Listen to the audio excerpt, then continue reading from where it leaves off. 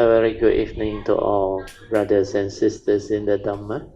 Today is the 23rd April 2024, Tuesday class. So we will be continuing our sharing from this book, the wonderful Dhamma Lotus Flower Sutra. 南无本师释迦牟尼佛，南无本师释迦牟尼佛。 南无本师释迦牟尼佛，南无观世音菩萨，南无观世音菩萨，南无观世音菩萨，南无阿弥陀佛，南无阿弥陀佛，南无阿弥陀佛，南无弥勒佛，南无弥勒佛，南无弥勒佛。 นะโมพุทธะพุทธะนะโมพุทธะพุทธะนะโมพุทธะพุทธะนะโม地藏王菩萨นะโม地藏王菩萨นะโม地藏王菩萨นะโม佛菩萨นะโม佛菩萨นะโม佛菩萨 อะระหังสัมมาสัมพุทโธภะคะวะพุทธังภะคะวันตังอะภิวาเทมิสุภะโตภะคะวะตาธัมโมธัมมังนามัสสามิ สุปฏิปันโนภะคะวะโตสาวกสังโฆสังฆังนามามิ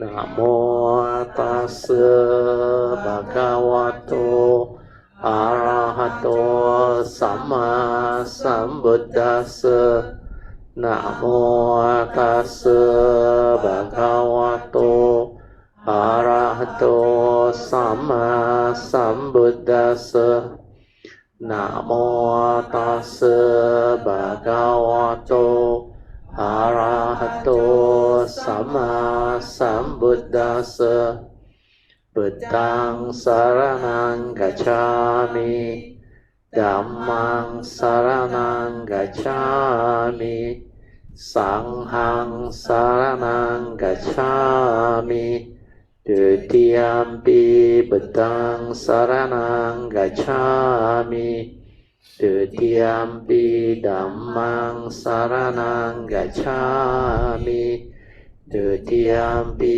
สังฆังสรณังกัจฉามิตติยมปิพุทธังสรณังกัจฉามิ ตติยมปิธัมมังสรณังกัจฉามิตติยมปิสังฆังสรณังกัจฉามิปานาติปาตาเวรัมมณีสิกขาปดังสมาธิยามิอาดินาดานาเวรัมมณีสิกขาปดังสมาธิยามิ กาเมสุมิจฉาจาระเวรัมมณีสิกขาปดังสมาธิยามิมุสาวาทาเวรัมมณีสิกขาปดังสมาธิยามิ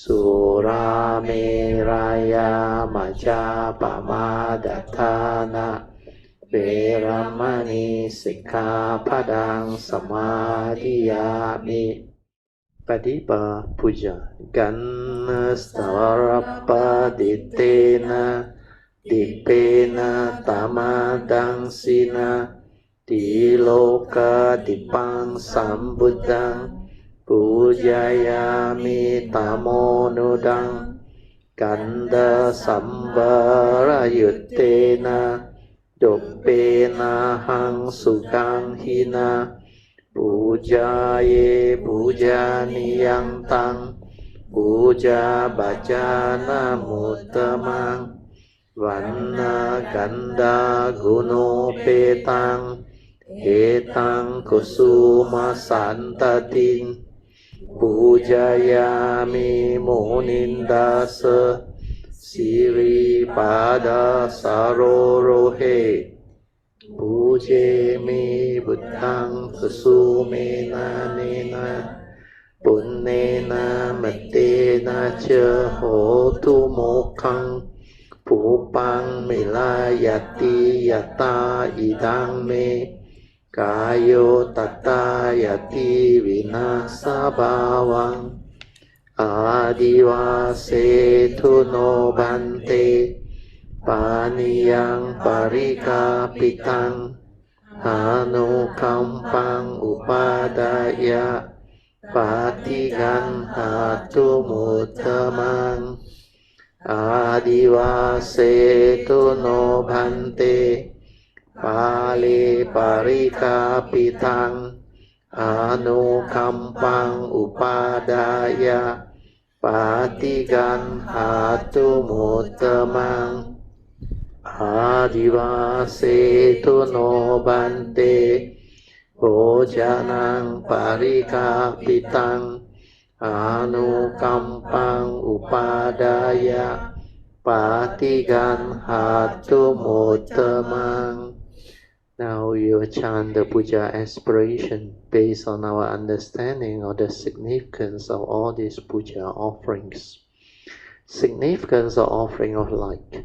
May this offering of light to the Buddha brings forth the causes and conditions to illuminate our mind and help arise the needed clarity and understanding to dispel all darkness or ignorance therein. Significance of offering of water.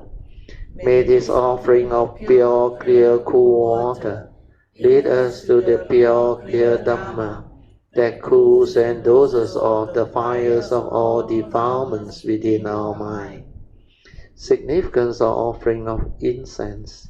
May our morality, virtue, and understanding shine forth far and wide, just like the fragrance of this incense, which we are offering to the Blessed One, who is perfect in wisdom and virtue.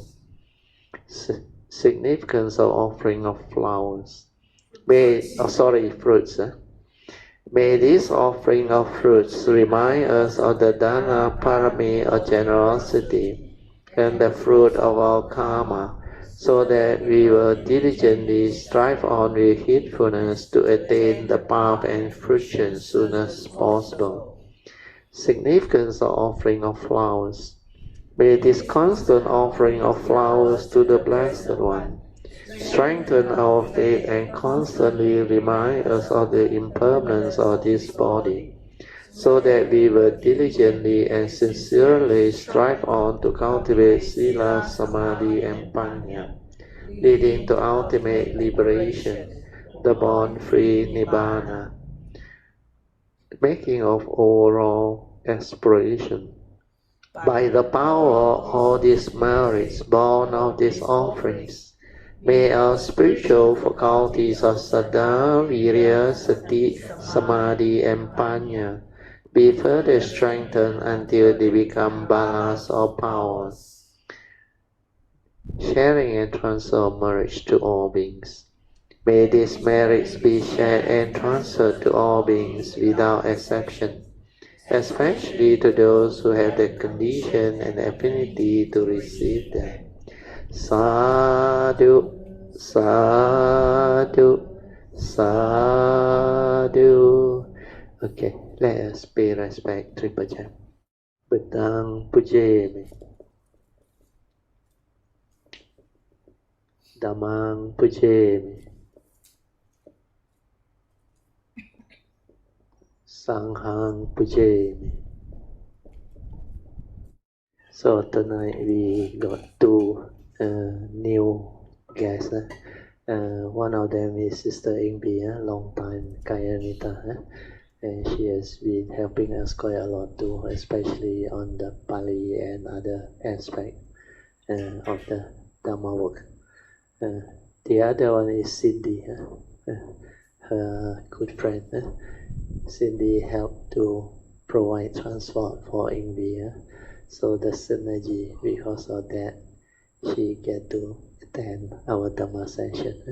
So every of these sessions, when you have the understanding, you really can develop a lot of wholesomeness and benefit from it.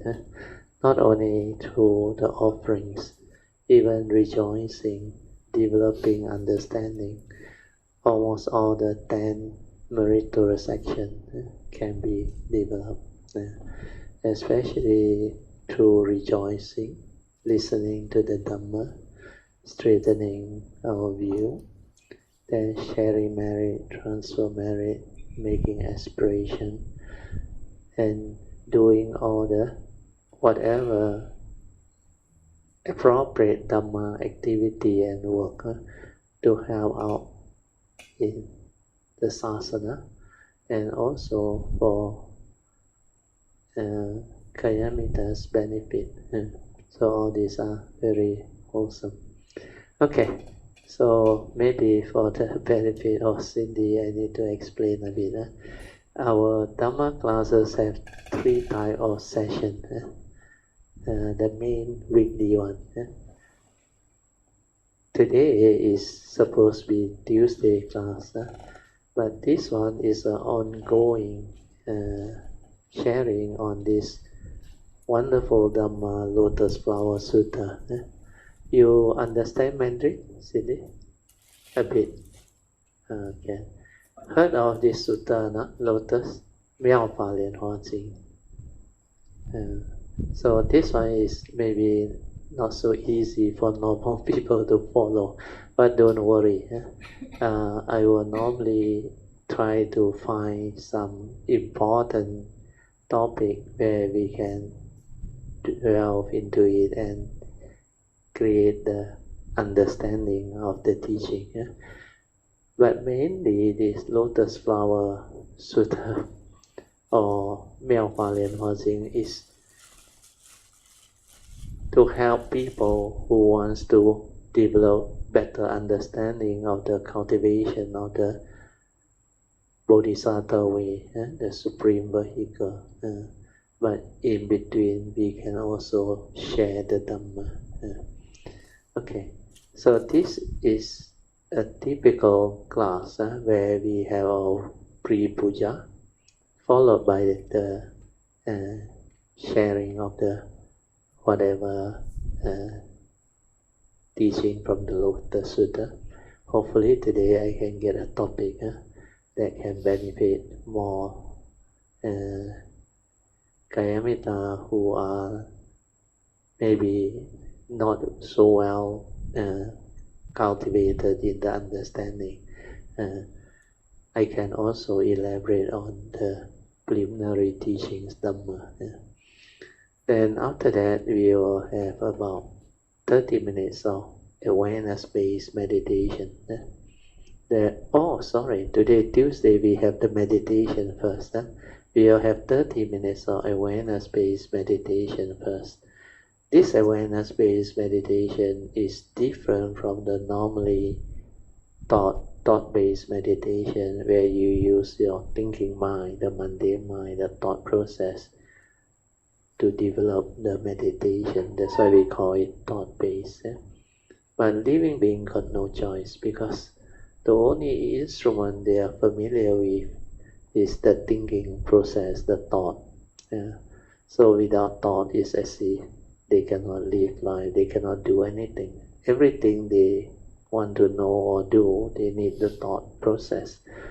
That's why when it comes to meditation, which is the opposite, the development of the inner awareness, sati, mindfulness, which is just an awareness before the arising of thought, most people find it very difficult. So ours is going direct into it because after a long period of sharing and teaching, most Kayamita has developed the understanding. But if you are still new, you cannot understand, don't worry. You on the way back can ask Amy, Sister Amy, she is good, she can help you. Then later on, as you listen more and more to the sharing, you will understand quite fast. Then wait for the new book.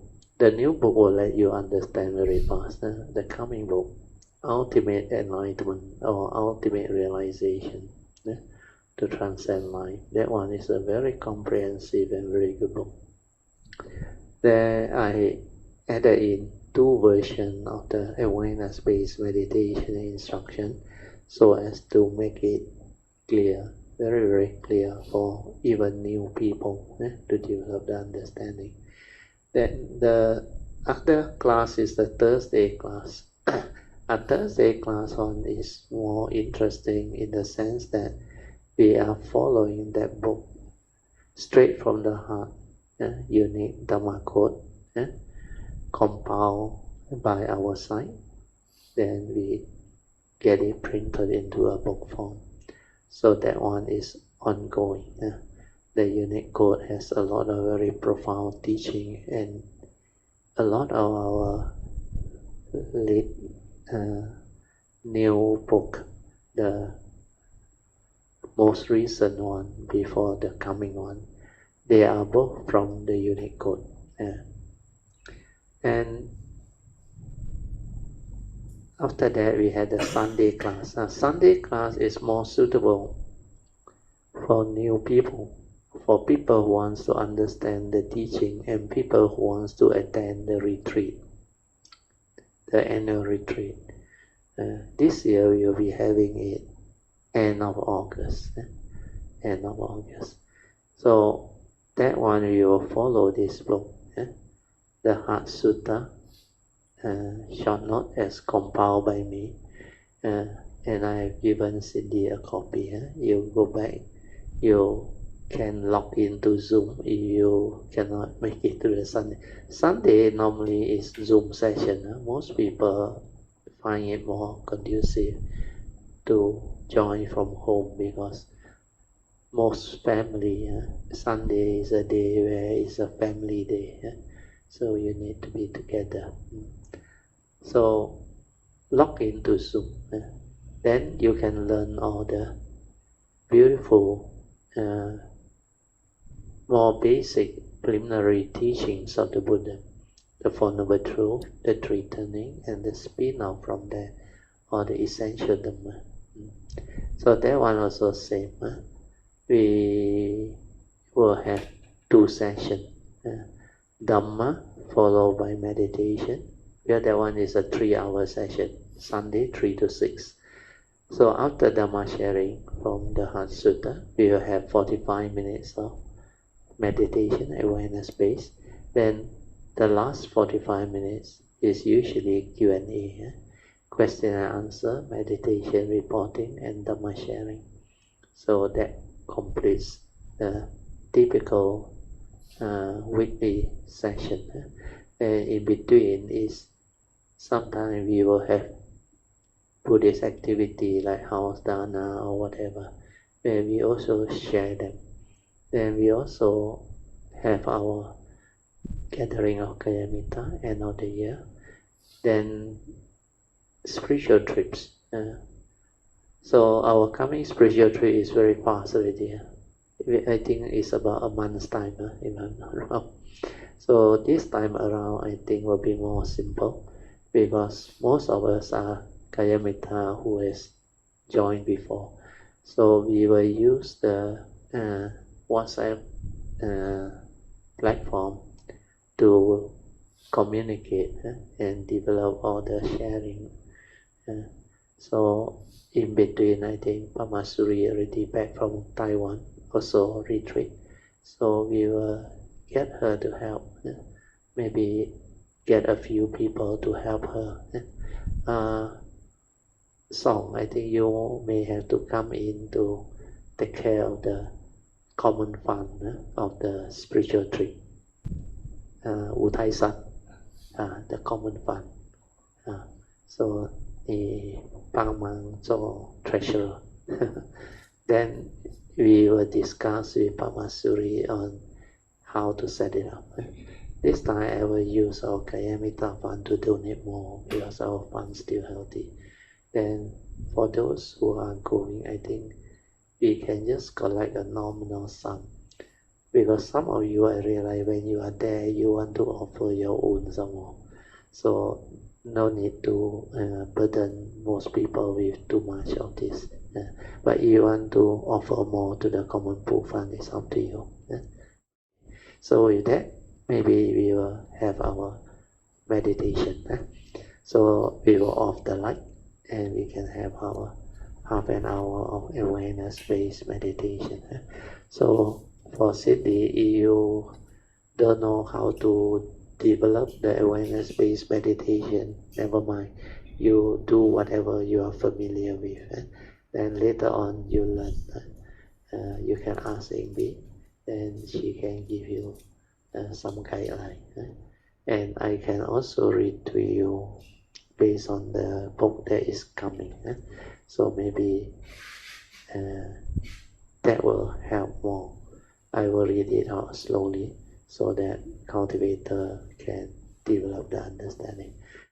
This one is based on our 22nd February 2024 awareness-based meditation instruction. You listen, it will help you. As usual, we will have our half an hour of awareness-based meditation. We are off the light for you all to proceed with the meditation.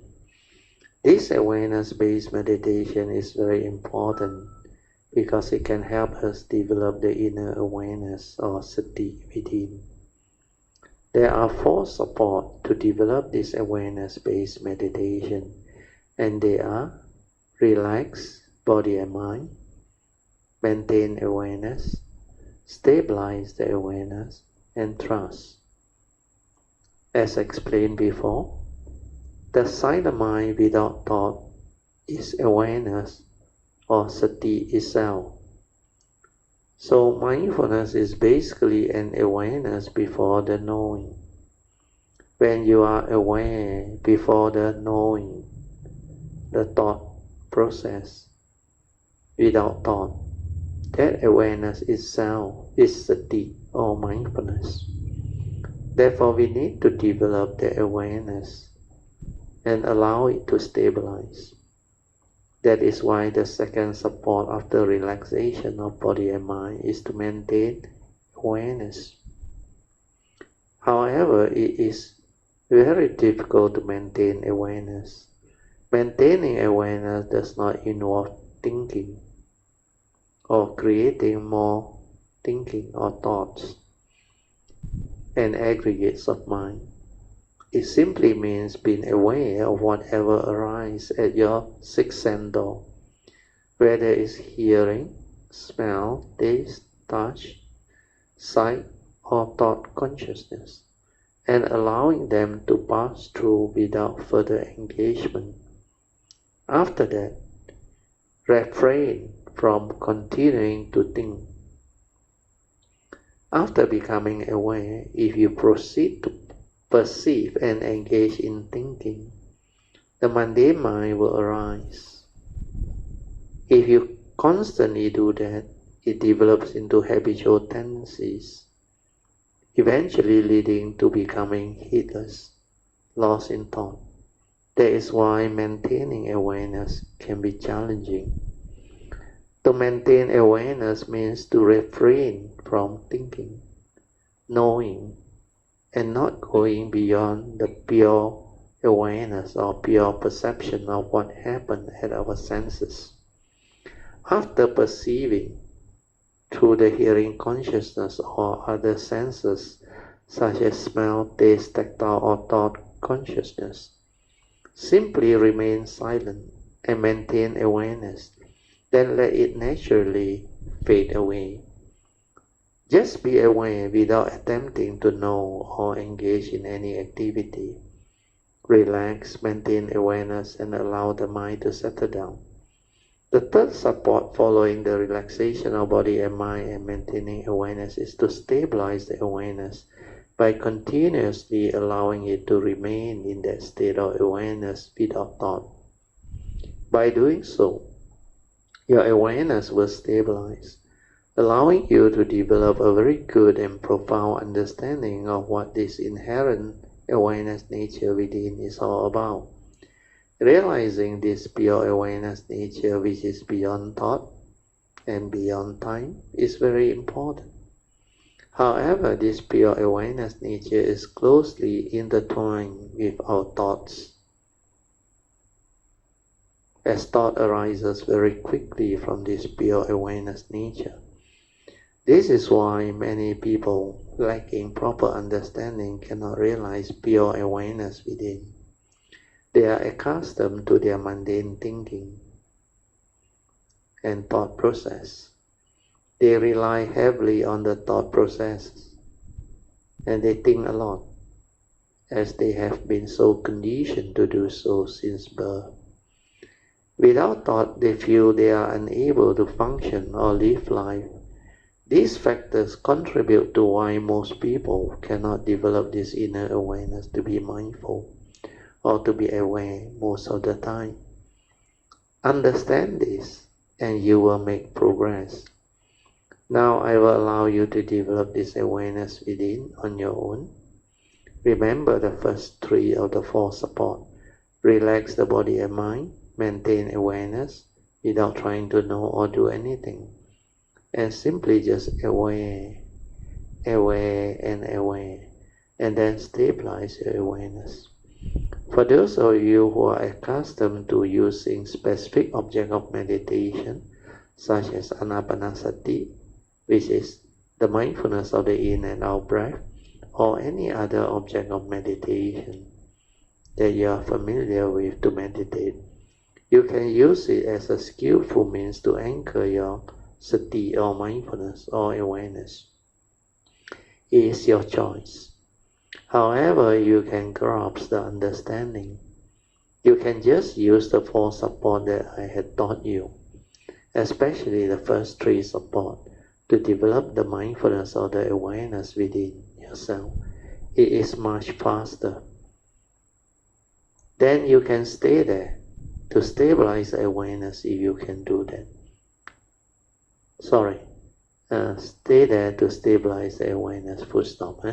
You can do that, you will progress and understand all the Buddha's teaching easily. To be able to develop this mindfulness or awareness within is very important. To maintain that state of awareness means you must stay in that state of awareness without thought for as long as you can. But most people cannot do so. They need a lot of training and understanding to develop that state of awareness. For those who have done it before, it is very easy, not a problem at all. Hopefully with faith and this understanding, you can develop the mindfulness and awareness within. Now I let you meditate on your own to develop the awareness within. For those who have already trained their mind and their awareness have stabilized, they can move on to the fourth support, which is trust. Trust your inner nature to develop the meditative movement. Silence everything and let the awareness stay at the heart area. Then do not try to do anything through verbalization. Do not try to know and create perception or thinking. Just let the awareness nature move on its own and let it detect whatever on its own. Whatever happens, just let it be. You must trust your own awareness nature within to do the meditative movement. Do not allow the thought, the memory, and the thinking to interfere. All these are the mundane aspect of the thinking mind. The mundane mind is not your pure awareness nature. The pure awareness nature is responsible for the arising of thought. See it clearly so that you understand. When you train your mind to develop the inner awareness until it stabilizes, you can see all those mental movements very clearly. Then you will come to understand that you have two minds. One is the true mind or the silent mind or the awareness nature within before the rising of thought. The other one is the creation from the pure awareness nature by the karmic process. All these movements and the arising of thought are from the pure awareness nature. All this will become clear and you will develop clear understanding of them. The first real progress and success for those cultivating this awareness-based meditation is to realize this awareness nature within. The awareness nature is your true mind, your meditative mind. That is the one that can develop wisdom and understanding, and it can be awakened. Use it to insight into phenomena, to observe silently, to develop the understanding, and to realize the inner awareness nature, then stabilize it. Okay, you all can slowly, mindfully come out of the meditation. Try to maintain whatever inner peace, inner calmness, and inner awareness that you have developed for as long as you can. Invocation to the Devas. In this universe, in their entirety, let the deities and Devas come here. Let them hear the good teachings of the King of Sages, which gives heaven and release Nibbana. This is the time to listen to the teaching. This is the time to listen to the teaching. This is the time to listen to the teaching. Samanta Chakawalisu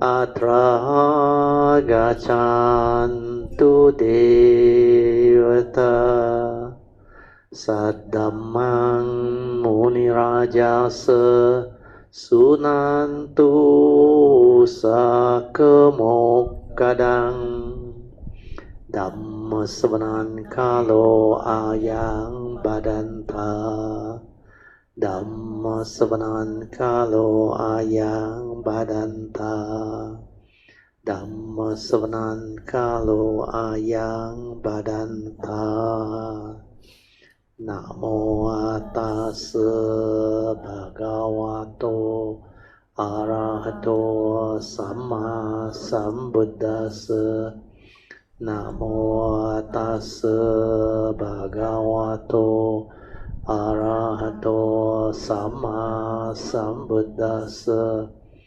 Namo Tassa Bhagavato Arahato Samma Sambuddhassa Iti Peso Bhagava Arahang Samma Sambuddho Ija Charana Sampanno Sugato Lokavidu Anuttaro Purisa Dhammasarti Satta Deva Manusanang Buddho Bhagavati Swakato Bhagavata Dhammo Sandetiko Akaliko Ehipaseko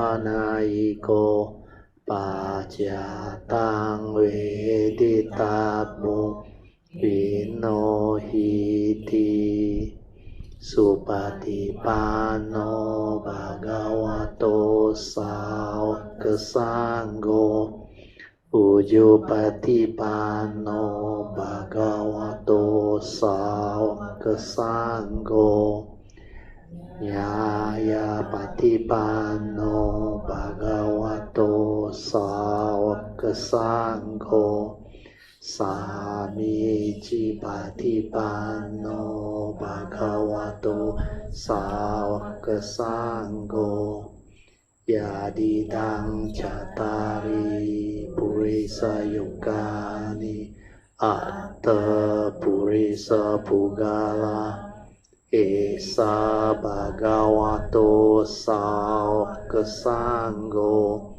Ahuneyo Pahuneyo Dakeneyo Anjali Karaneyo Anutarang punyang ketang lokasati. Sadhu, sadhu, sadhu. We are at the page 564 of the Sutta book. Okay, I will read the Sutta. The assembly gains understanding. The assembly uttered this word. In the past, in Varanasi, the Buddha first turned the Dhamma wheel. Now he turned again the unsurpassed, magnificent Dhamma wheel. So this is the opening statement of the Sutta, where the assembly gains understanding. So the commentary, we will go through. The assembly uttered this word. In the past means during Sakyamuni Buddha's time, in the deer park in Varanasi, the Buddha first turned the Dhamma wheel of the Four Noble Truths 3 times, expounding on dukkha, suffering, the cause of its arising, samudaya, then the cessation of suffering, which is nirodha, and the path that leads to the cessation of dukkha, which is magga. So this Four Noble Truths, the Buddha turned it 3 times. Now he turned again the unsurpassed, magnificent Dhamma wheel, which means in the distant future, Sariputta, when he becomes a Sammasambuddha, he will also be teaching similar thing. So the commentary says, now this supreme, expansive, means very, very expansive, means far-reaching, cover very wide, extensive, very extensive. But here the word expand is E-X-P-A-N-S-A, means expanding, not the expensive one, the E-X-P-E-N, not that one.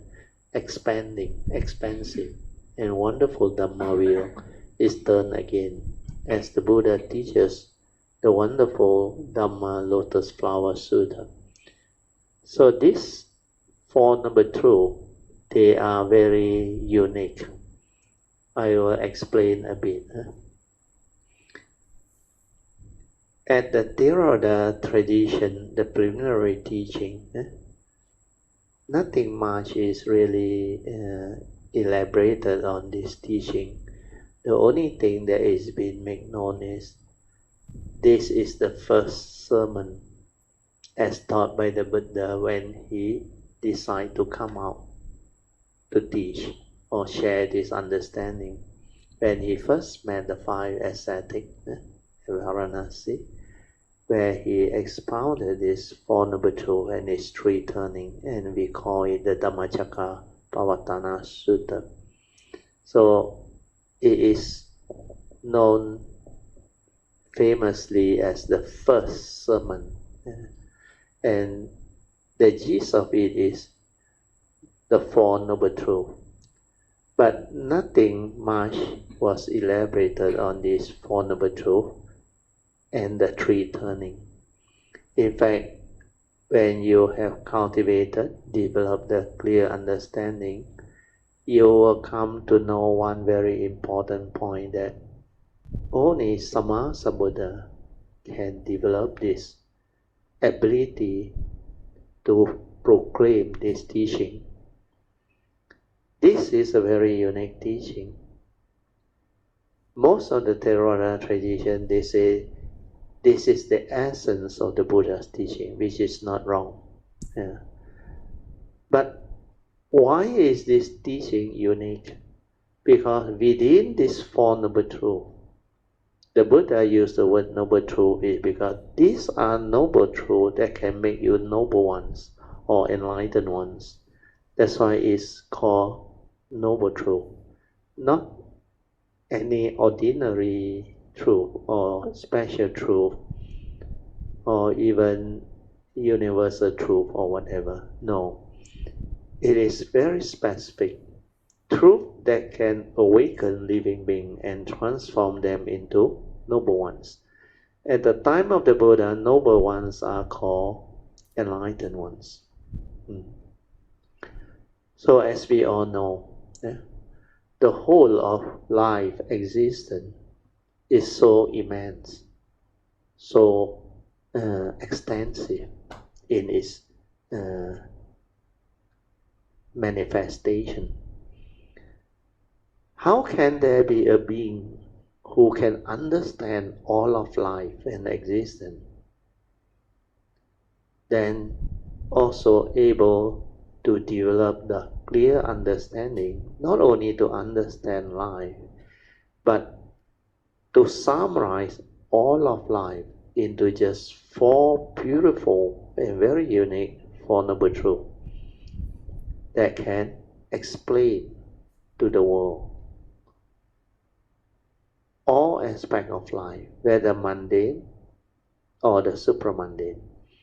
So when you understand both the mundane and the supramundane, means you understand life, you know how to live life, and you will have the wisdom not to be entangled in life. Means enlightenment in the here and the now become possible. So this uniqueness of this teaching is something that only cultivator of the way can understand. That's why the first time I remember in this segmented life when my nature came, in the year 1971, when I received that book, the first edition of Chief Reverend's book, What Buddhists Believe, the first edition, red color, I remember, thin book. The first time I saw the Four Noble Truths, they're very strange. Within my nature, straight away, I was attracted to it. Then straight away inside, I rejoice. This is it. No need to search anymore. At that time, my nature already knew nobody in this universe, especially a being 2,000 years ago, can really come up with such summary to explain the teaching, the secret of life, we call the essence of understanding life and how to transcend life.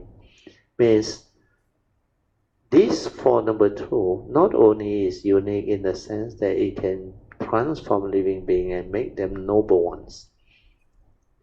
Means the moment you can penetrate this truth, develop the ability to awaken to them through cultivation, then you can become noble ones or enlightened ones. Then you will understand completely the secret of life.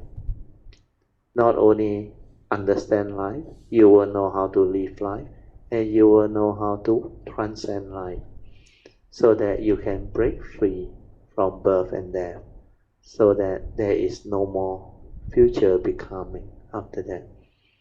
And our next book, the title is similar,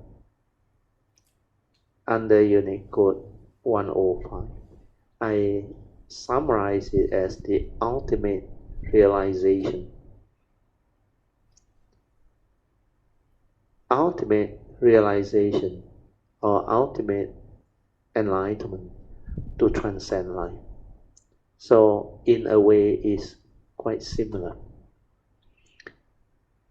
So because it's the secret of life, from this Four Noble Truths, all of life, whether mundane or supramundane, can be included.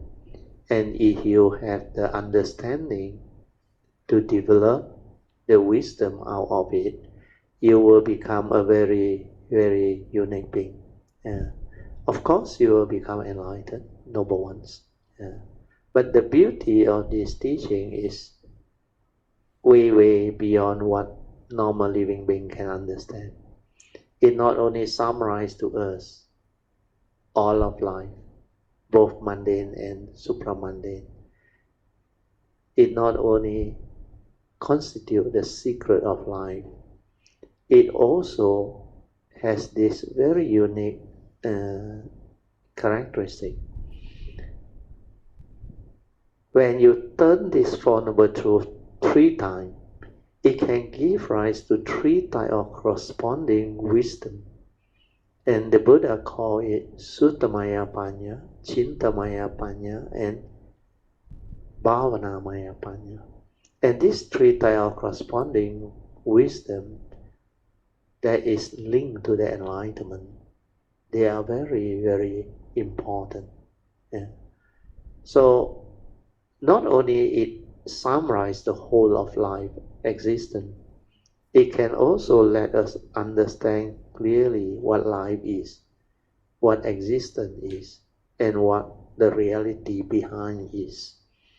And from there, when we turn it 3 times, that 3 types of corresponding wisdom that arise will trigger off the awakening, the enlightenment.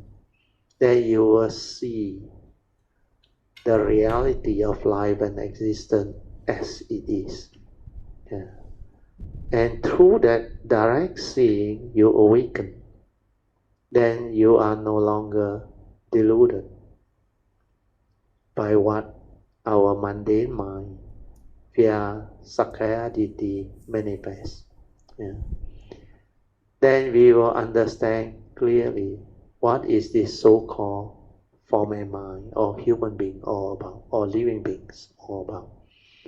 Then we will understand who are we, what are we, and how we function as a human being, how our physical body with its senses, together with the consciousness trapped inside, how it manifests and animates us into a living being, or a human being for our case.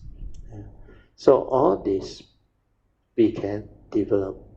The only way to do it is to develop the awareness within, and to know that living being, especially we human beings, have 2 minds is most important, fundamental to the key understanding of his teaching.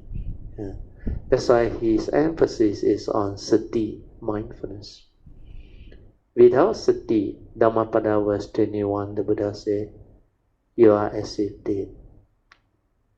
The heedless are as if dead, because without sati, without mindfulness, you cannot develop the stability of awareness to be heedful. So if you cannot be heedful in the midst of life, you cannot understand life. You will be completely lost in thought. And for those who are heedlessly lost in thought, they will be entangled with a lot of what we call karmic conditioning that leads to suffering and misery. Yeah. So without mindfulness, without awareness, a lot of things cannot be understood. And when you cannot understand all this, you cannot understand life, you cannot understand the teaching, then you will not be able to live life. That's why first thing first is to develop the understanding of life. Then from there, develop the wisdom to live life. Then to transcend life is, of course, to realize the enlightenment in the here and the now. So after summarizing all this, now we will go into the Four Noble Truths and its 3 turning in a very brief manner, because we don't have the luxury of time. So okay, I will use the whiteboard. So this Four Noble Truths, this is the essence of the Buddha's teaching. So the key word is noble. In the time of the Buddha, if you want to be a noble one, it is not like what we understand now. So in the ancient time, noble ones are like very wealthy, very educated, and very noble in all aspects of societies, we should say materialistic outlook. But here, when the Buddha called it noble truth, it refers to spiritual understanding. Means the being that has this understanding, which is the noble understanding, will become enlightened being. Enlightened beings are beings that are very noble in all aspects of life. First is the understanding of life. That's why this one can also be referred to as the full summary of the secret of life. Means all of life within our existence. He can summarize them here. And to make it complete, it must have both the mundane and the supramundane. So full summary must consist both mundane and supramundane aspect. Mundane, as we all know, within the Four Noble Truths, the Buddha's first Noble Truth, the Noble Truth of dukkha, that one explained to us, this first Noble Truth of dukkha explained to us all of the realities of life and existence within the mundane aspect. So this one is realities of life and existence, covering all the mundane aspect. Just within one noble truth, it covers all of the mundane aspect. So as we all have gone through, what is the first noble truth of dukkha? The Buddha proclaimed the 8 realities. He said there are 8 realities within life, where each and every living being, if you live life long enough, you will have to confront them. And they will cover all aspects of our life, especially the mundane aspect. So here, we have to really expand on the understanding, because many people think that is only the spiritual aspect. Here actually is not spiritual aspect, it's reality of life and existence covering all the mundane aspect. Of course there are spiritual teaching inside there, because according to the Buddha, these are the realities common to all of humanity or living beings. No matter who you are, they exist within our existential world. If you don't have the Dhamma understanding and you confront them without understanding, suffering will be the result. That is the first noble truth. And the 8 reality can summarize to us all of life. Okay? So we go through the common one, the first 4. Birth, old age, sickness and death. And that itself is a very big topic. Because every living being that are born into this world will have to confront birth followed by old age, sickness and death. And old age, sickness and death is a very big topic in life. Where most people when they are young, they are not so exposed to old age, sickness and death. That's why most of them don't have much idea about what that realities are. But after living life for some time, especially Kayamita who are above 50, 60 years old, or those 70, like myself, coming to 70, and those 80 would have experienced a lot. Then you will truly have better understanding of what birth is all about. Old age, sickness and death, or it include aging, suffering, misery, whatever that is associated with living beings or for our case, human beings existence. Because we have to go through these phases of birth, old age, sickness and death. And These four reality can be very traumatic if you don't have the Dhamma understanding, and it's not easy to confront them. Then you want to put it as disease, sickness, maybe it's traumatic disease and all those things. Then as you age, you will develop a lot of what they call suffering, misery, bring about by the failure of the senses. Our senses, as we age, we will deteriorate. Our immune system, everything. That's why aging brings about a lot of changes to our life. Then a lot of things we used to have the ability to perform and do, we no longer can as we age. Then the disease, suffering, and misery that follow. The burden of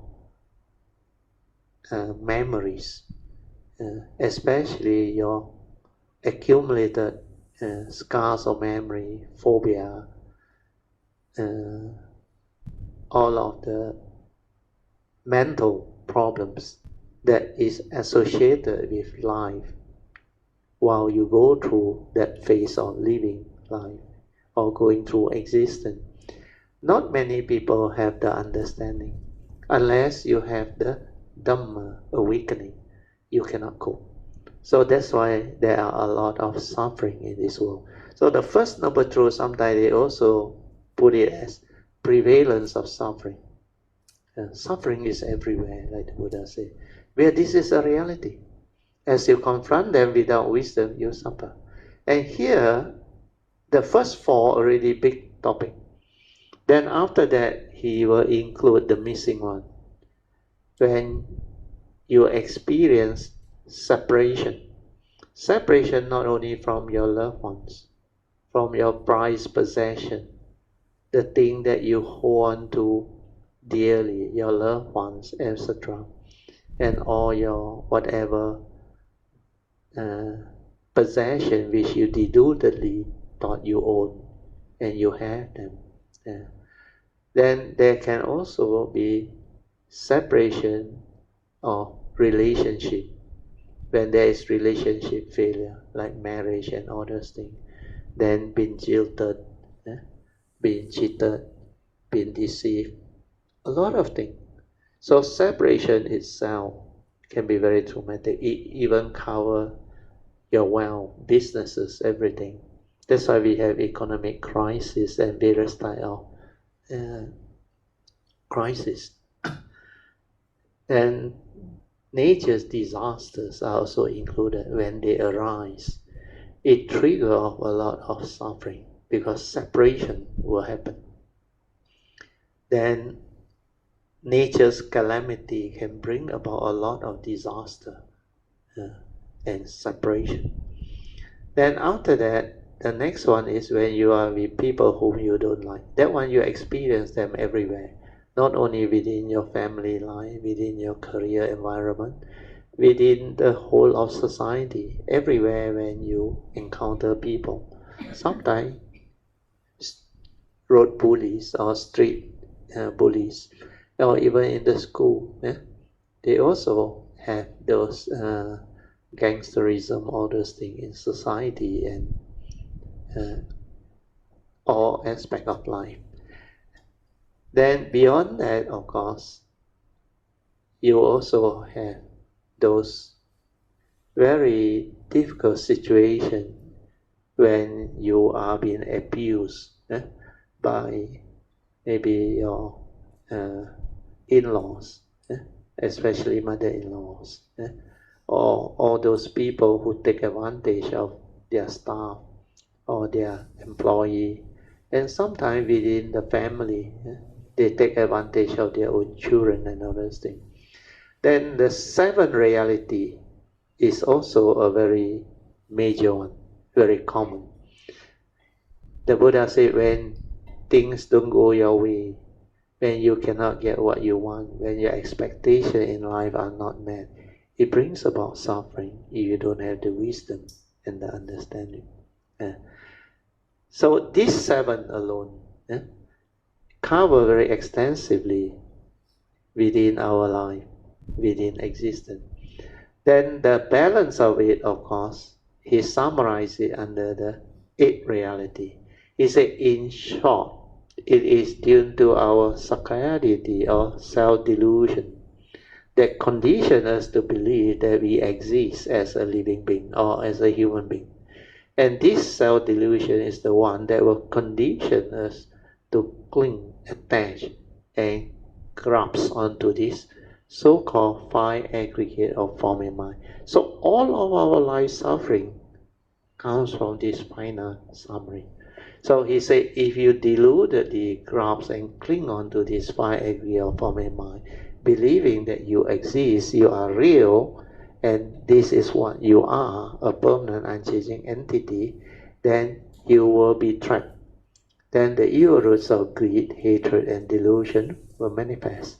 And when they manifest, it will trigger off suffering. That's why the Buddha said, in short, the final summary is due to our Sakaya deity that condition living beings to grasp at the 5 aggregates of form and mind, which we call the grasping aggregate. And this is what suffering is. So this summary will cover all of the other aspects within life, the reality. That's why one noble truth can cover the whole spectrum of existence, life. And this is just the mundane aspect. Then to realize the supramundane aspect, the Buddha continued with the second noble truth. And this second noble truth explains clearly to us the cause of arising of this suffering. So as we all know, the cause is due to craving, born of Sakaya deity, self-delusion and ignorance. So knowing what suffering is, the reality, the 8 reality that can condition suffering, and knowing the cause behind, which is mainly attachment, clinging, grasping, born of Sakaya deity, then we can, to a certain extent, begin to understand life. Then in order to manage our life better, we need to look at these 2 noble truths in its essence and develop the understanding so that we can understand these 2 noble truths and we can improve the way we live our life so that we are not entangled with these realities. Yeah. So knowing the cause behind, we will know how to manage our life. Then we know how to untie all this, or this, like you reverse, develop the understanding to reverse all this delusion so that you are not trapped in it, you are not deceived by it or confused by it.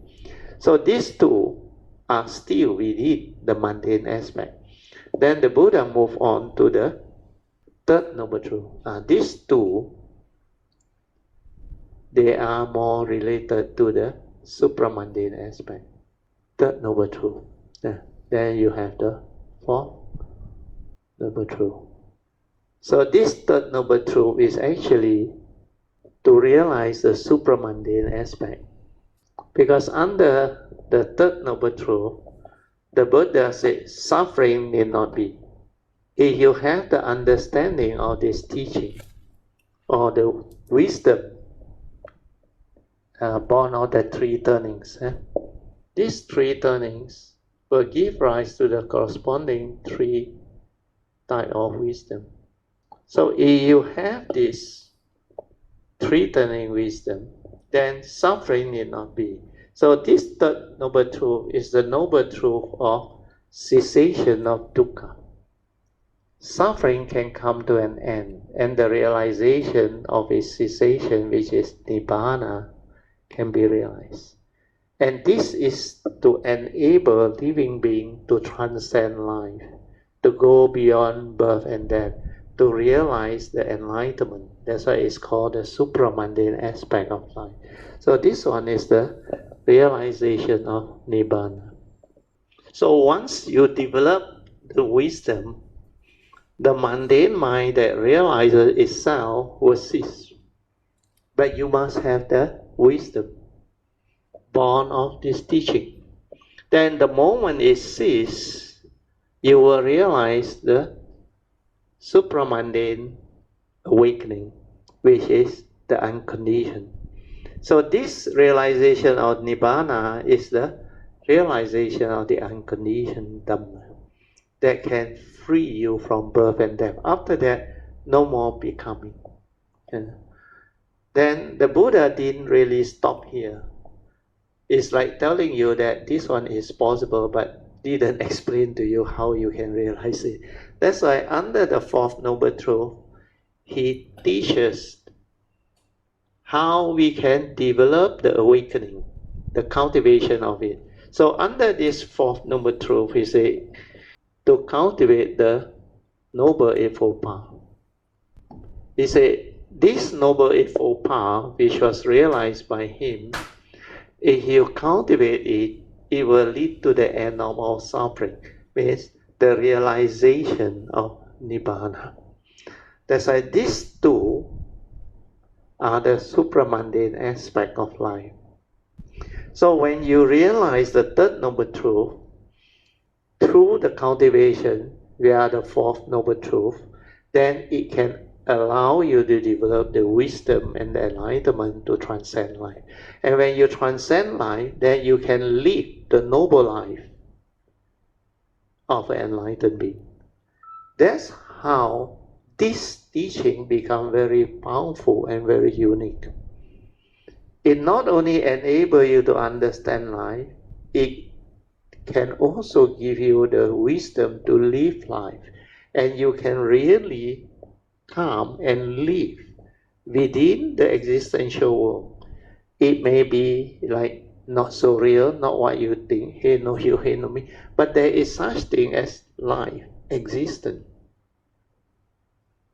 So all this is not just theory or knowledge. It can be realized and it can be a living reality. That's why the moment I saw the Fourth Noble Truth in the year 1971, just in the book, nobody explained anything to me. My nature knew, that's it, no need to search. But who in this existence can summarize all of life in such clear manner? Now after knowing the Dhamma, you try to develop this understanding. Are you able to develop this understanding? Initially, I thought everybody was like me. Once you see this, that is what you need, to understand life and to live life and to transform. But then, later on, after 1989, I realized very few people can even come near to the understanding of it, not to say cultivate it and realize it. And it's like so alien to most human beings. And most people are not interested in what this Four Noble Truth is all about, especially the three turning. I think in the Theravada tradition, very seldom taught what that three turning is. Only mentioned by a few, maybe a handful of Theravada monks. But most of them never pay attention to a three turning. But this three turning is the most useful, most powerful. Yeah, it is in the first sermon, Dhammacakkappavattana Sutta, clearly stated by the Buddha. If he had not understood this Four Noble Truth in its three turning and its 12 aspects as a bodhisattva at that time, he cannot proclaim to be the enlightened being, to be the noble ones. See, Sakyamuni Buddha at that time also need to go through all these three turning understanding. What more us as living beings, cultivators of the way. That's why this three turning is a very extensive cultivation. First, listening, Suttamaya Panya. At that time, they can only listen. That's why listening to the,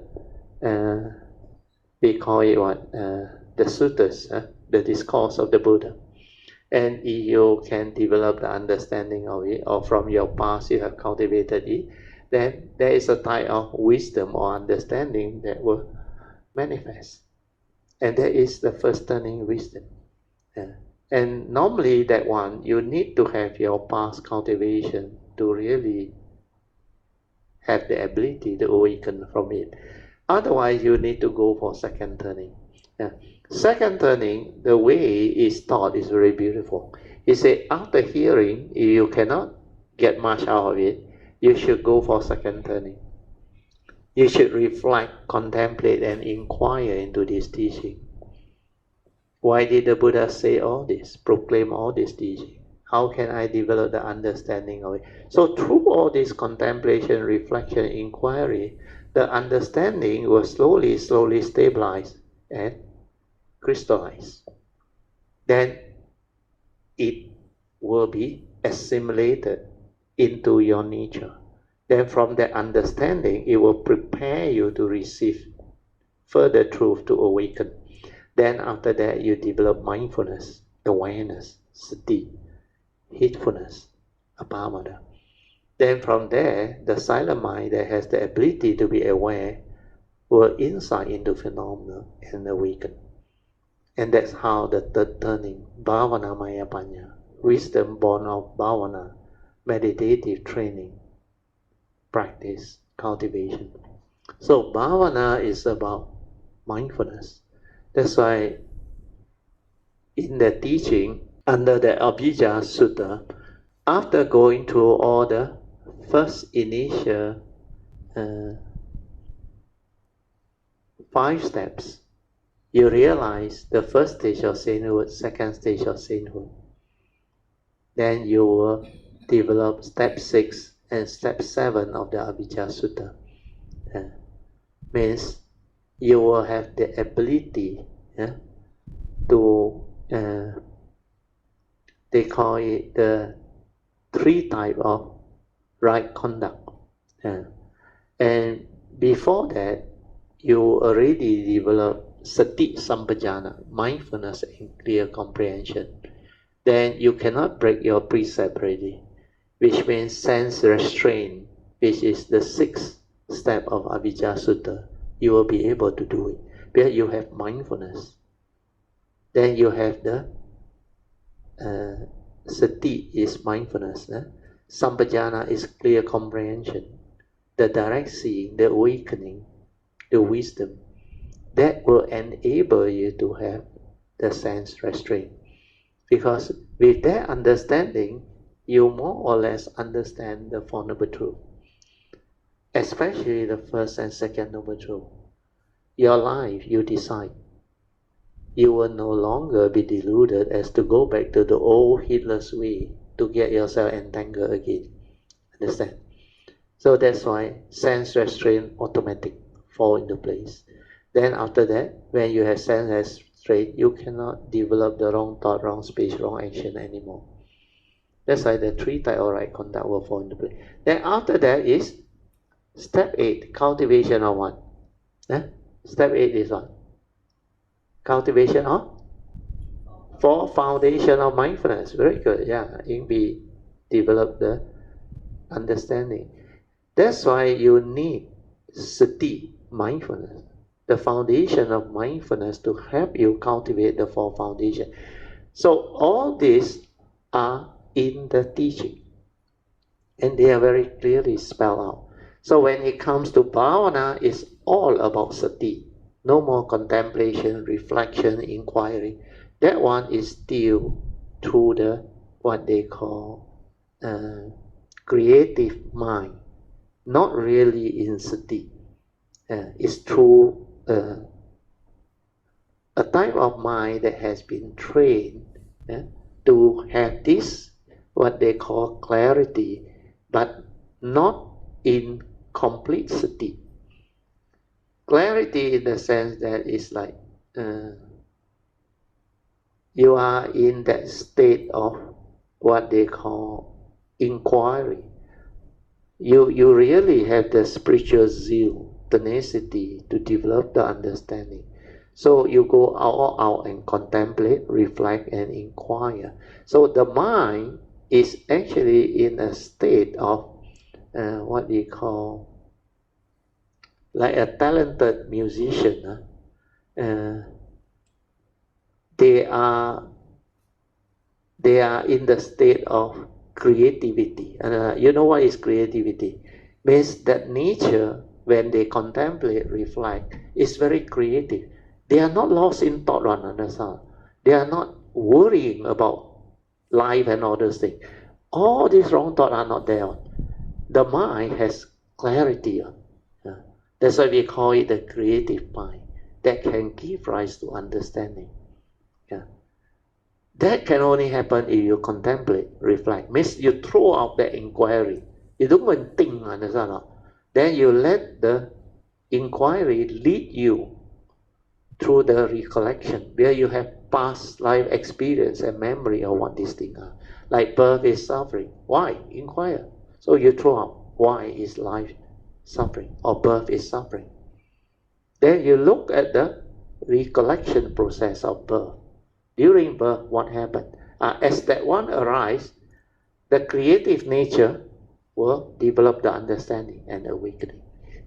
Then this is the second turning wisdom that can arise through constant contemplation, reflection, and inquiry. The first one is listen. Keep on listening. Listen until the thing goes in, until it stabilizes. Then reflect, contemplate, inquire. But the third turning, everything is about bhavana. The third turning wisdom is all about what we call enlightenment in the here and now. That's why when it comes to the third turning, the first noble truth or dukkha, instead of is to be understood, has already been understood. Understand? Means what? You have developed the wisdom and the awakening, and you have understood what it is. Then the cause of arising of suffering has been severed. Means you can root it off already. You can sever it already. Means you have the wisdom already. Then the cessation of dukkha, which is the realization of nibbana, has been realized. That's why everything is about enlightenment after the bhavana practice, the cultivation. Then this noble eightfold path, the fourth noble truth, has already been cultivated. So everything is linked to the third turning, which is bhavana aspect, meditative awakening. Okay, so this summarizes to you what I want to share with you all, so that you can develop the clear understanding of why the Buddha's teaching is so unique and so special and amazing, because it is really something that humanity need to understand. It's not just the essence of the Buddha's teaching, and hardly anybody really point out what this word noble truth is. It refers to noble ones. It can make you enlightened beings. Then how to link all this teaching to life, to what is actually being taught by Sakyamuni. That's why under the Lotus Sutra, the explanation, the what they call elaboration of the teaching is very different. And you need cultivator of the way of great beings to explain to you all this. Unless you have gone through the cultivation and you have developed the stability or understanding through constant reflection, contemplation, and inquiry, then you expand on it through your own understanding. Like in the last book, I explained all this. So hopefully, with all this, you all can benefit more. Okay, exactly 9:49. So we can end here. So I will mark this page. Oh, we didn't move. We only in the sutra, the first part of the sutra. Okay, it's the same page. So we are now back to our second session. Chin Hao, come. we have somebody who just came back from retreat.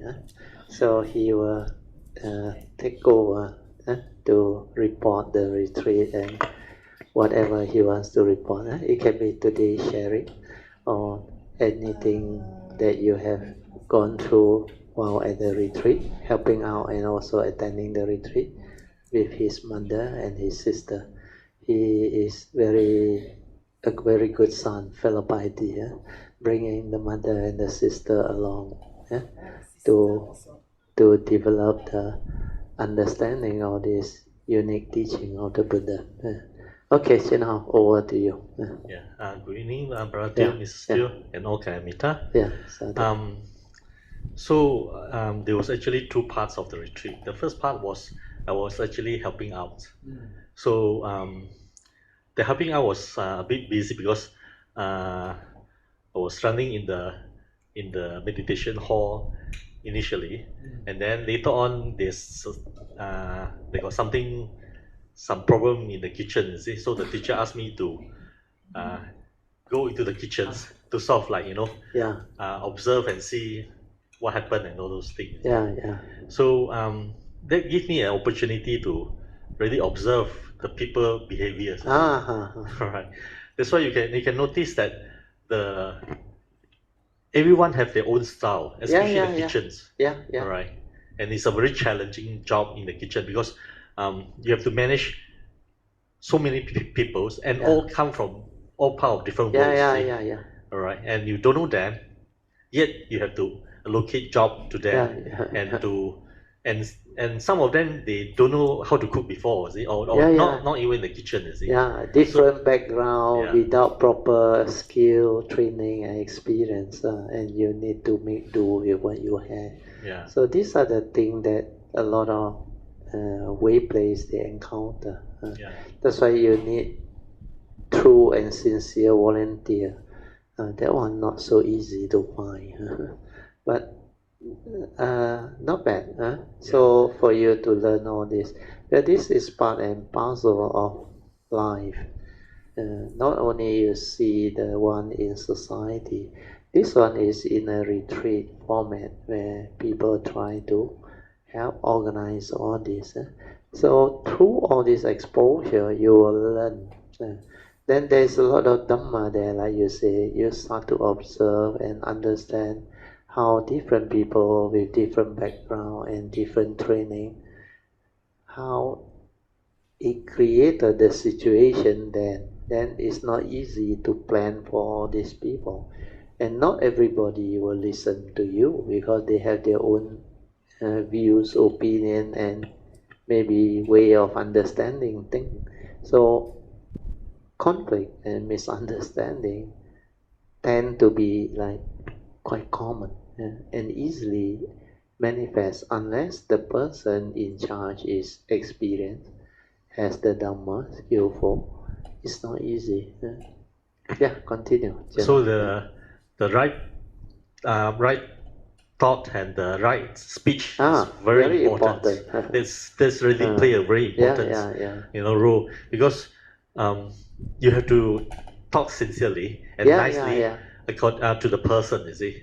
And the thought arise and the right view are also very important. All these will manifest into the situation, you see. And the second part was that I came back for a few days and then I brought my mothers and sister there, you see. And that was the part where I actually be the students. All right.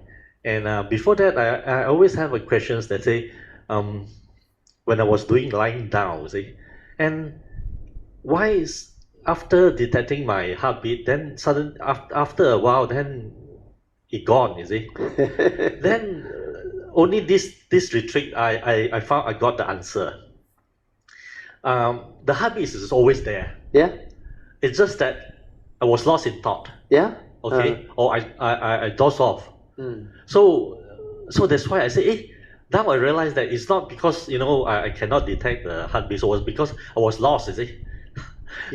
Because the understanding actually brings about the transformation. It's not the thought that worry about how come last time I can do, now I cannot. Yeah. But that one is the thought. That one is the one that actually make you miserable. That one is the one that condition you into negativity. Then you feel like lack of confidence, lack of faith. They say, what happened? Maybe karmic obstruction. The thought start again. Forget about all this. Understand or not? Always remember wisdom free, understanding free. So you need to have understanding to overcome all this. That's why in the early days, I actually reminded Brother Song many times until later he got it. I said, this is still the thought, trying to analyze, trying to reason. So this is the way of the thought. That's why later on when he understand, he saw the duality. How duality create conflict, misunderstanding, or even among yourself. Because that one which the Buddha taught, he always mentioned this. Kalama Sutta, you remember? He advised the Kalama, you must question what people tell you. Yeah, the Kalamas asked the Buddha, everybody, teacher that come, they claim to be the enlightened one. Their religion as the supreme one, the true one. So which one should we follow? The Buddha say, you don't have to follow anyone. You investigate yourself, You must question what they tell you. If they ask me to do all this, if I were to follow and do, the two questions, will it harm you? Will it hurt you?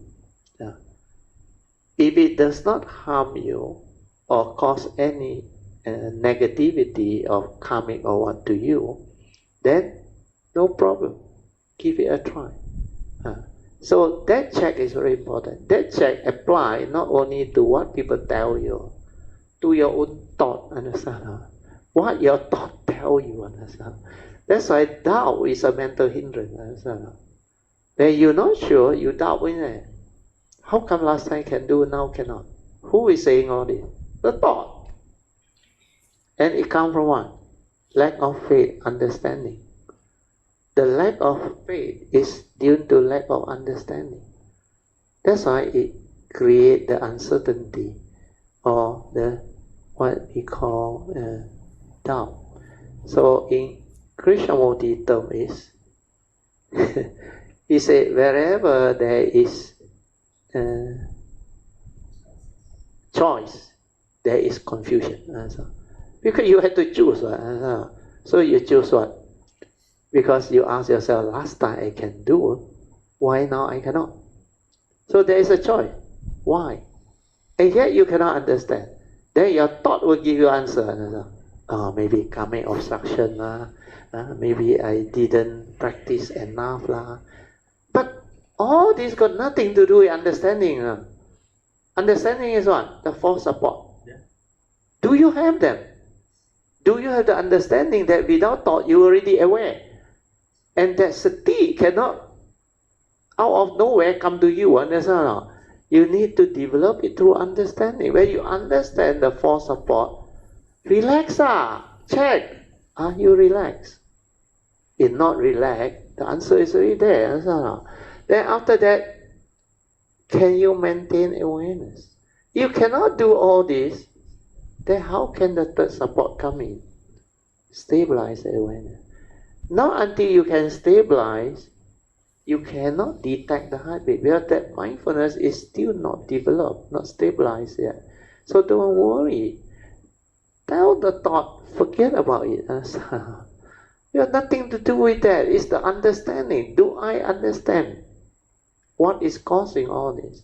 That's why origin, the cause of arising of all this wrong thought, that trigger of the suffering. So question the thought. If I continue to think like that, does it harm me?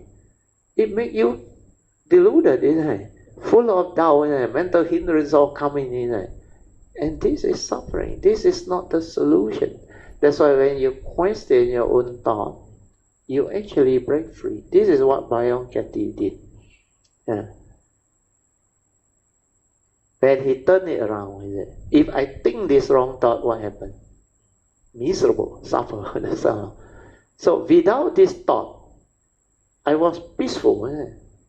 Then how come I go and hold on to that thought, which is the wrong thought, that condition myself? That's why she come out of it. Means these are all wrong thoughts that condition your suffering, your misery, your karmic negativity that brings about downfall. So all these are the understanding that can break free from that mundane thinking process, the duality created by the mundane mind. And this mundane thinking, if you don't have the wisdom to understand that they are dependent, originating, condition arising phenomena, not a permanent, unchanging entity, not you. Thought come and go, you didn't die. So why do you say, I cannot feel, I cannot detect the heartbeat? There is no I behind. It is the understanding that liberates the mind. Then from that understanding, you will know how to train that mind to return to its original state, which is tranquility, stillness, and before the arising of thought. And that is your true mind, your silent mind. So always remember, go back to understanding. When you understand, you're free. Without understanding, you get yourself entangled. Okay? You continue. Yeah, I know. That's why I say that later on I also discover the understanding and also the awareness that will keep me stay through the whole lying down sections. The retreat. Because I later on there are few sections whereby when I was doing lying down, I'm able to maintain the awareness throughout. Very good. That's how I discovered that it wasn't that I was not able to detect my heartbeat. It was because I was lost in thought. Because you get too conditioned with the thinking. Well, that is your habitual tendency that you have not rooted out. Because that one needs stability or understanding to see clearly, then only it can cease. That is a habitual tendency, like Song came to know.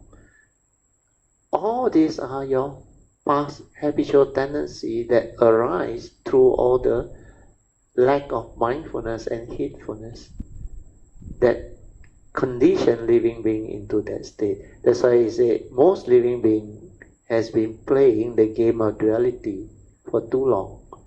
And all these are your habitual thinking, your habitual fear, worry, anxiety, doubt. All these are within the Sankara activity. And these are mundane activity that cause your lack of sati. Because mental hindrance is the cause. Without the mental hindrance, the mental faculty take over. Once without mental hindrance, there is nothing to hinder your mind from entering the meditative state or inner peace, inner calmness, and inner awareness. That's why the most powerful one is the doubt, the fear, the lack of faith, and all those things. Then the lack of understanding. So when you don't have the understanding, your habitual tendency with like and dislike, sensual desire, ill will, then sometimes you will condition you into sleepiness because you did not develop the virya to really investigate all this and go into all this, because your spiritual zeal not there, then they become sleepy. But you all have gone beyond that. Most likely that sleepiness will not affect you anymore. But sometimes restlessness of mind, doubt, these two are very powerful too. The first two, sensual desire and ill will, you can check with mindfulness on. Whatever like and dislike, like Song came to know, good meditation and bad meditation, that itself is craving, positive and negative. You cannot free, because it's so deeply ingrained. When you meditate, you look for what? Good meditation. able to experience the peace, the tranquility, the stillness. Then later on you heard relatives say, can have the mindfulness to detect heartbeat very good. So you look for heartbeat. But when you understand already later on, it's not only can detect heartbeat, but that is the first thing that will manifest. Because ability to be aware is the first sign of progress. So when you can be aware, the heartbeat is automatic. But when you are aware, wherever you locate your mind, it's sensitive, it detects. There's not only heartbeat, any vibration anywhere. Then wherever you are, if you are relaxed and aware, the sensitivity builds up. Understand? That's why all your bodily tactile vibration or whatever. At first, like very gross, pounding. Then you silent, let it be. Then you slow down. Like just now the instruction. So you just relax into it, maintain awareness. Then whatever arises, aware, finish. So this will decondition your heedless thinking. So every time you can be aware and don't allow things to arise, means do not allow it to proliferate or continue to play with it or be distracted by it and enticed by it. So let it pass. Where everything that arises will pass away. But this is the way nature is. The present moment is the only reality. Everything arises, pass away. Arise, pass away. Tactile also same. Consciousness also same. Come and go, come and go. But the ability to stay with the awareness without any thought activity to distract you and to draw you away to create the mundane thinking, that is awareness-based meditation. So that understanding need to slowly stabilize and crystallize. And then you will progress. Then in future when you meditate, no need to do anything. Straight away you will know how to go into the relaxation. Then you realize everything fall into place. No need to like, why last time can, now cannot. All those gone. Okay, you continue. You are going through all these phases, which is very good. And this time I get again a better understanding about the true mind and the mundane mind.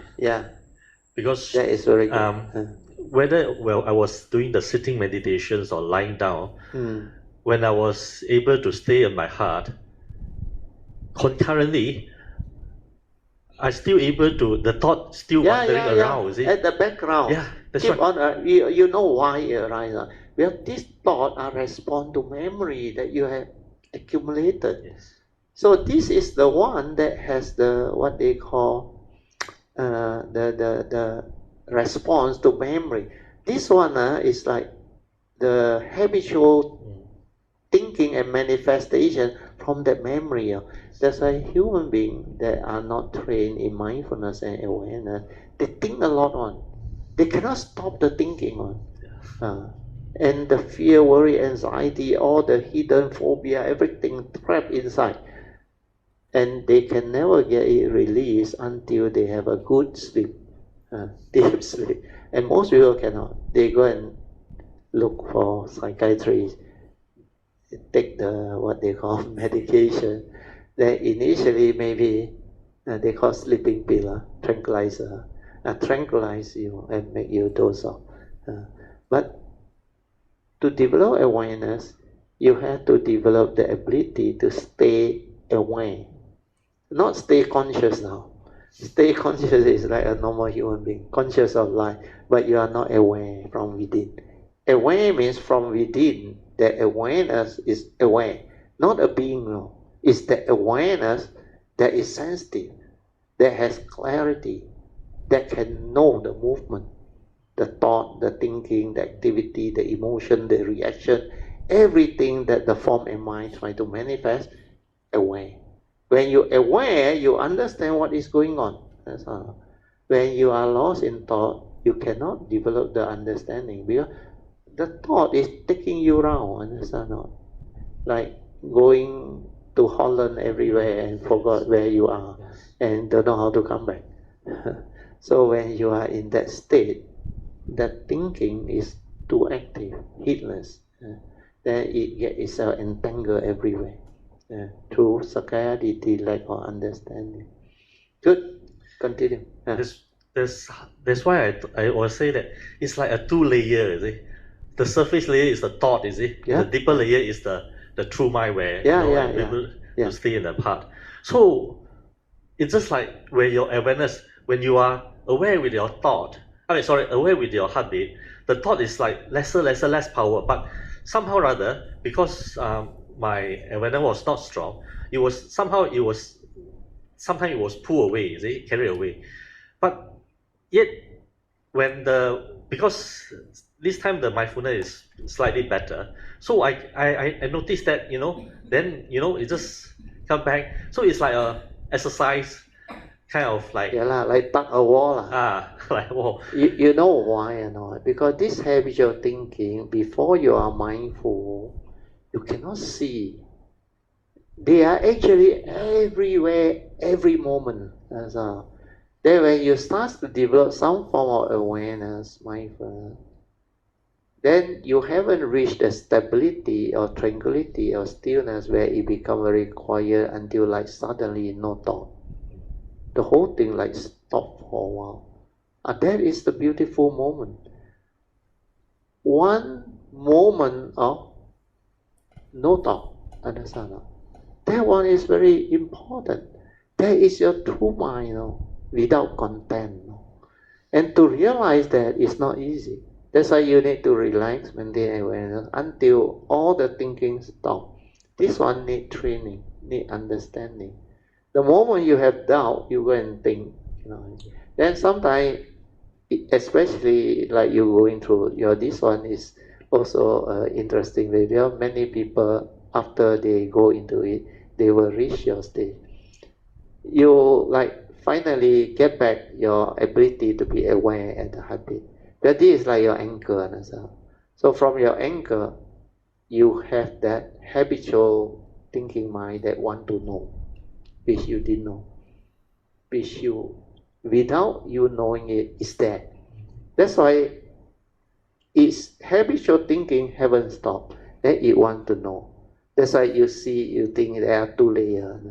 It's actually not two layers, because the awareness is always there. The awareness was there before any of this aggregate of mind can arise. And I explained to you already last time. Our nature, the awareness, is spacious awareness. Spacious awareness, then how did thought arise? Thought arise through memory. So this memory, which you don't need to focus on, not like the other senses. The other senses you need to focus on, like seeing consciousness. You have to have the object, like the Buddha Rupang or external color, shape and form. Then you shrink that spacious awareness to that space, then you perceive it through your memory, understand? But when it comes to the brain, the thought, there is no eye or ear or the senses to go there, understand? It's already with the memory cell there, understand? Then all the perception, everything is already there, understand? That's why that one, like non-stop. That thinking inside there, when you sleep, you think you sleep, that thing is still there. That's why you sometimes release as dream and all those things. So that respond to memory, that thought, with its habitual thinking and all those things, that one is all the time there. And whether you are aware of it depends on your state, your mindfulness. When you are really aware, when you can stay there long enough until it stabilizes, then all this movement later on, it will become like, it slow down first, then finally like up here the brain, no more thinking. Everything like, last time I told you the dynamo, the movement, like your two layer becomes suddenly like, it slow down by itself. Then you will know through the awareness, all this thinking, like, it start to slow down. Then suddenly it stopped. Of course, I use the word "teng," but actually no sound inside there. Well, it's just like middle of the night. When all the car and the traffic no more, you can feel the stillness of the night. Those who study at night, I think my daughter, they all know. It's like very quiet suddenly in the middle of the night. Because all the vibration no more. You know what are these vibrations? Your mental chattering, understand? Your verbalization, all this is making sound up there, understand? Your thought is responding. So all this is very noisy, understand? That's why when you don't do anything, it loses its power. Like Krishnamurti said, the very flowering of that thought is the very ending of that thought. How does it flower? Don't give it any more energy. Like the flower, cut it out. Means no more nutrient from the plant. Understand? That's why the flower, when you buy fresh, it will remain fresh for a while, but it will decay. And the aging process will start. So this flower, because it hasn't fully blossomed, it will continue to flower. That's why sometimes the flower hasn't opened up, but and by the time it finishes, when all the nutrient that is left in the stem, all used finishly, then it can never flower anymore. Then what happens? It will start to decay. So our thought process is the same. When the delusion, the mental hindrance that condition the thinking is cut off, the fuel all cut off. Means you no longer curious, no longer want to know, no longer want to do. That's why I say, don't try to know, don't try to do, just relax, maintain aware. Aware, finish. Aware, finish. You do that, you will start to decondition the healers. There's no more energy. Think also like that, don't think, why you go and think? Sankara anicang, sankara dukkhang. Forget about it, just let things be silent. Then it will slow down, slow down. You must witness that slowing down. That slowing down, when you can hit that, is very good already. But most people cannot. Most people, maybe once a blue moon, they suddenly encounter it. Then after that, they get excited. What is that? Whole thing start again. But after you have stabilized the understanding and you can do it already, like what happened in the year end of 88, I think, before 89. When I had the understanding, I told you, I came out to the private sector to test myself. Then as a career and civil engineer in the private sector, there are a lot of things that I need to read up and develop the understanding to attend meeting and all those things. So during that time, I was halfway through the transformation. Actually, I cannot read really. The awareness would tell me, if you want to suffer, you read. But luckily, my experience was there. So I no need to really try to understand, focus. No, I can just glance through, then write down the point. That's why I say write down, don't go and remember. Because the memory cannot work really. Well, it's starting to become non-grasping already. It's not holding on to anything. That's why after that, I cannot remember things unless there is condition for it to recall. So what happened is, when you go through that phase, it becomes very easy. I just relax. Even after office, I came back. Then I have my bath. Then normally we all meet at my second last teacher there for meditation at night. So when I went there, after a tired day, when I reached, I sat down. Then I silenced my mind. I saw the dynamo up here. The Sankara, still there. What I did in the office. I try to remember things. I try to resolve all. So I saw that thing still there. Then I just have the understanding. Sankara nicang, sankara dukkhang. I just relax into it, maintain awareness. Then I saw it slowing down. Then, not long, initially maybe take 3 minutes or what, then stop, completely stop. Then later on, take less than 1 minute. The moment I relax, silent, less than 1 minute, no more. Then I know already, it's not a problem already. It's the understanding. The moment you understand, all this is. That's why you don't go through. You can never develop the understanding. And this phase you are going through is very good because it's the initial phase. Because the memory there is still coming out. So understand what Krishnamurti said. The very flowering of that thought is the very ending. So don't feed it anymore. Don't be curious. Don't try to know. That's why I said, don't try to know. Don't try to do. Who try to know? The thought. It becomes active again. So relax, maintain awareness. Whatever arrives, let it pass. Let it pass. Nothing to do with you. Let things be. And then this thing was deconditioned. Your new way of living is aware, finish. Aware, finish. And then you will start to stabilize. Then you realize once this one kick in, this one, no more nutrient, no more energy to the thought energy to make it manifest, then you realize all this slow down. You can see the slowing down. Your awareness is aware. Then when it really stops, wow, really nice. Really, you will be amazed. Not even a single thought activity. You try to look for thought, no thought at all. The awareness nature is so beautiful. That is so tranquil. So then that time only you understand what the true mind is, the silent mind. The awareness nature inside. It's completely different. Not what you experienced earlier.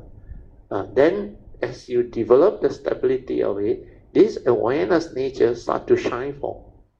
It starts to become like more and more prominent to you. Then this thing like the whole thing slowly open up. Initially, you hardly can detect it on. Very difficult to detect on. Then later on, it's like slowly open up. Then after quite some time only, it starts to like expand. Then you feel like hollow inside. Like inside there, nothing. That nature. But that nature, when you are aware there, a lot of very beautiful understanding and energy move inside there. Then the fourth support thrust, it will move by itself. No thought involved. No memory, conditioning, views, opinion, or activity. It's everything that nature do. The awareness nature just move and do. Where you want to be aware, where at what location, it will move by itself. Yeah? It has the understanding and the intelligence. Then where it's supposed to activate and release or whatever, it will go and do. Then I remember initially is a lot of byproduct of it is gaseous. That's why that time a lot of gas and all those things. But these are the process and transformation that cultivator will go through. So luckily you report. Otherwise, there is no condition for me to share. You continue, Chino. Yeah, and for the sitting meditations, I can easily from anapana go to the heartbeat, you see. And also I'm aware that when I was in the heartbeat, the breath was very subtle. Yeah. You can stay at a heartbeat there. Then this one also become very subtle. Yes. Until you also cannot detect it later on. That one is the mind want to enter sati already. So anchor it at the heartbeat or anywhere that you can detect the most prominent vibration. Stay there. Just stay there. When you stay there, you realize you cannot think on. You can only do one thing at a time. Either you are aware there or you are lost in thought. So most of the time when you don't have the ability to be aware there, then this Monday might come out already. So either you are aware or lost in thought. Then sometimes when you are aware, all this, because it haven't stopped, like the brain there, the manifestation of thought process, it's like very near the two fellow. This thought keep on coming out. There is like, the one that is aware is different. But this thing cannot stop because you haven't reached that stability, the understanding. And you have not stabilized the understanding. That's why all this take time, unless you have your past cultivation. And then this life you become very different. Like for my case, the moment I knew the gateway, everything just happened. Because without detecting the gateway, I already can develop the mindfulness and the awareness on my own until I had to slow down. But there was no outlet, nothing to release all this energy until the gateway comes. The gateway comes, all this energy that you develop and build up, even at the heart area or whatever, it will melt through the gateway, become pure energy. Then after that, the whole meditation becomes so different. That is really awareness based. Because initially, before I detect the gateway, I cannot go into my nature. My awareness is all external, surface. But there is an awareness which has not gone in. It's at the heart there. You can be aware of the heart, be aware of a lot of things. You can stay there, you can anchor there. But cannot go in because the gateway was not. Until I met my last guide, then I already know how to relax, maintain awareness, and 24 hours means stabilize the awareness until I'm throughout the day aware. So these first three, I already did it before I met him. Then the trust is where the gateway comes in. So all this is like expedited my training. I saved at least 10 years, if not 15 years. That's why I say at least 10 to 15 years is saved me that window to search for the gateway. If on my own, my nature, no, it take me at least 10 to 15 years. But that was because of my vow. I vowed to realize the highest wisdom at any one time when my nature arrives. So he has to come and he has to show me this one. Then the moment he showed it to me, his hand was 2 inches away from my heart. But the moment the hand come near, my nature detect that pure energy from him. Then I know where the gateway is. Then I completely become very still. Everything just melt into it, just flow over. It's like water find its own level. The energy just flow over and melt inside. Then I become like completely still. My brain, everything still. No thought, no activity at all. But no cessation yet. The pure awareness is still there.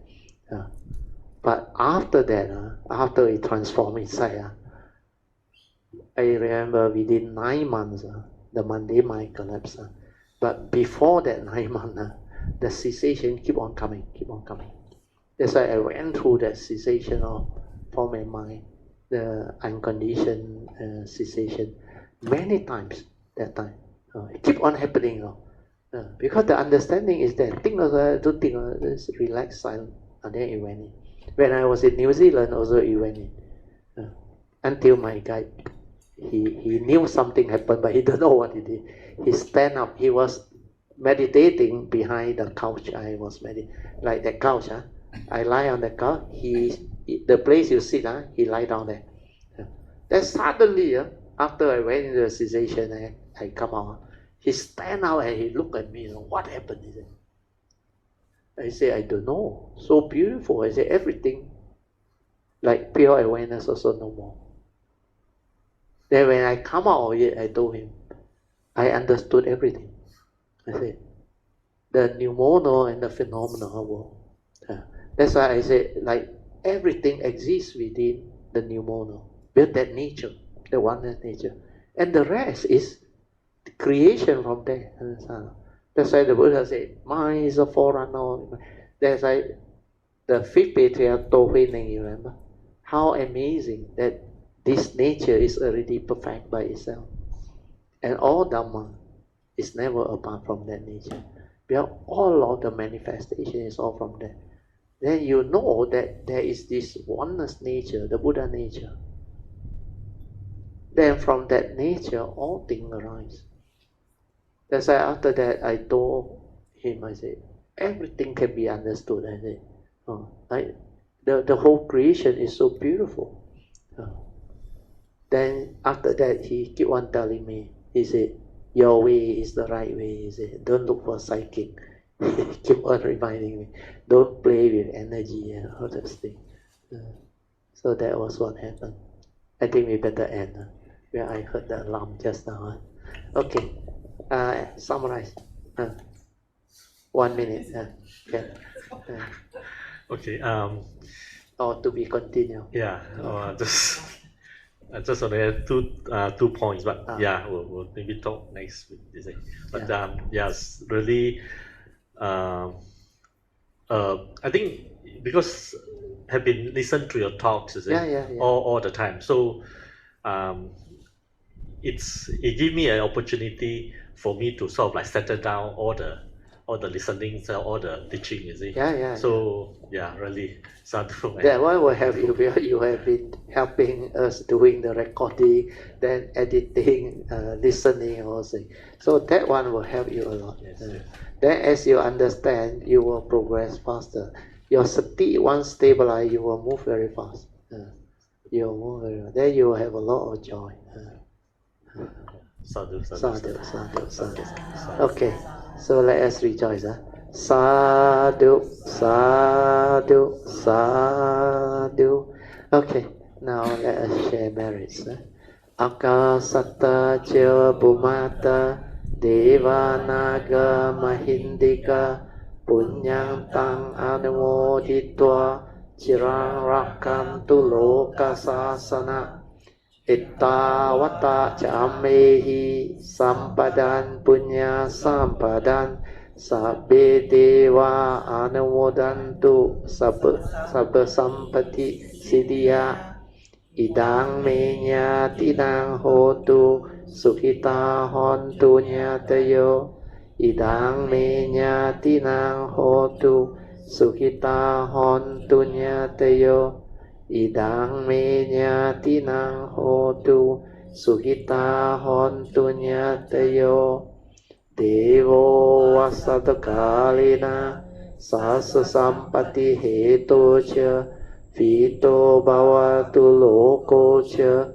Raja bhavatu dhammiko Itmina punyang kamena Mame bala samagamo Sattang samagamo hotu Yawa nivana patiya Sadhu, sadhu, sadhu. Okay, you all can now pay respect mindfully to Lord Buddha, Guan Yin Bodhisattva, and all the worthy ones. Then we end the whole session. Sadhu.